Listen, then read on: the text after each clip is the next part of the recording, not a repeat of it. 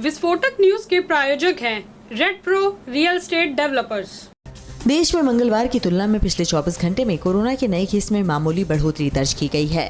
पिछले 24 घंटे में 67,256 नए केस सामने आए, जबकि मंगलवार को 62,176 नए केस आए थे। 24 घंटे में 2,329 लोगों की इस महामारी की वजह से मौत हो गई। कल 1,03,000 लोग रिकवर होकर घर लौटे। देश में एक्टिव केसों की संख्या घटकर 8,21,000 हो गई है।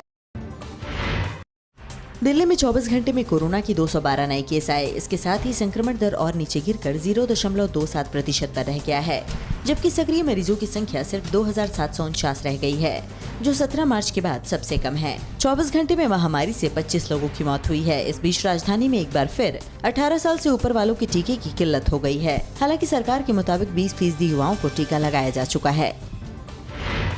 कोरोना की तीसरी लहर की आशंका को देखते हुए दिल्ली की केजरीवाल सरकार ने मेडिकल स्टाफ की कमी को ध्यान में रखते हुए 5,000 हेल्थ असिस्टेंट तैयार करने का प्लान बनाया है, जिन्हें बेसिक ट्रेनिंग दी जाएगी। ट्रेनिंग के लिए आवेदन करने वालों को 12वीं पास होना चाहिए और उनकी उम्र कम से कम 18 साल होनी चाहिए। आवेदन आज से पहले आओ पहले पाओ के आधार पर स्वीकार किए जाएंगे।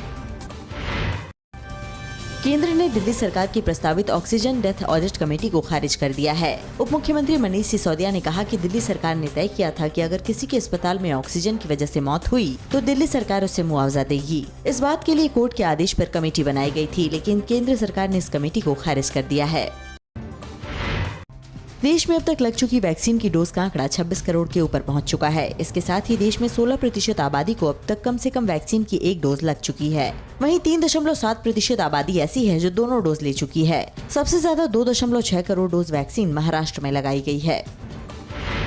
प्रधानमंत्री नरेंद्र मोदी कोरोना योद्धाओं के लिए एक नई सौगात लेकर आने वाले हैं। प्रधानमंत्री फ्रंटलाइन वर्कर्स के लिए कल कस्टमाइज क्रैश कोर्स की शुरुआत करने जा रहे हैं। पीएमओ की ओर से जानकारी दी गई है कि इसके तहत 26 राज्यों में 111 केंद्र खोले जाएंगे, जिसमें देश भर के 1 लाख कोविड योद्धाओं की प्रतिभा और कौशल को और बढ़ाया जाएगा। कल इस कार्यक्रम की शुरुआत के दौरान प्रधानमंत्री मोदी देश को भी संबोधित करेंगे।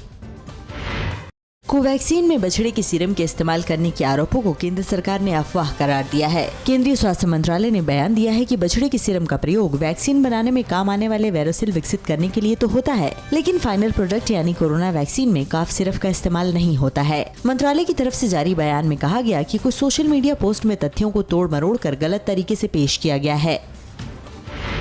कोरोना टीके के बाद हुई मौतों पर सवाल के बीच स्वास्थ्य मंत्रालय ने कहा है कि कोरोना से होने वाली मौतों की तुलना में टीकाकरण में मृत्यु होने का रिस्क बहुत ही कम है। एक दिन पहले आई रिपोर्ट में टीके की वजह से देश में अब तक सिर्फ एक मौत की बात सामने आई थी। अब मंत्रालय ने साफ किया है कि टीका लेने के बाद जो भी मौतें हुई हैं वो टीके की वजह से नहीं, बल्कि स्वास्थ्य संबंधी दूसरी परेशानियों के चलते हुई हैं।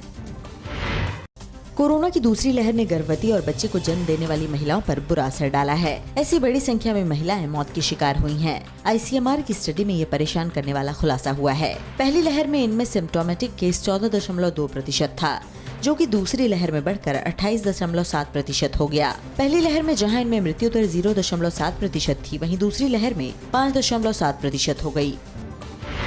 राज्यों में स्कूल कॉलेज खोलने के लिए सभी पहलुओं पर विचार किया जा रहा है।